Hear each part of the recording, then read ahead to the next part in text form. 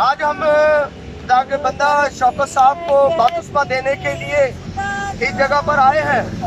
اور خداوند یسوع مسیح نے کہا کہ بس تم جا کر سب قوموں کو شاگرد بناؤ اور ان کو باپ اور بیٹے اور روح القدس کے نام سے بپتسمہ دو، اور ان کو یہ تعلیم دو کہ جو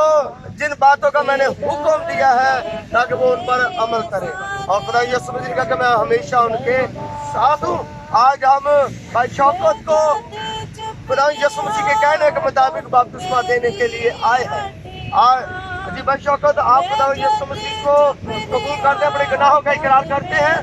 یسوع مسیح کو اپنا نجات دہندہ قبول کرتے ہیں، آج کے بعد اپنی زندگی یسوع مسیح کے ساتھ گزاریں گے۔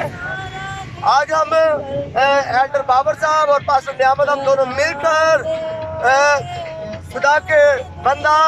شوکت صاحب کو بپتسمہ دیں گے، باپ اور بیٹے اور روح القدس کے نام سے۔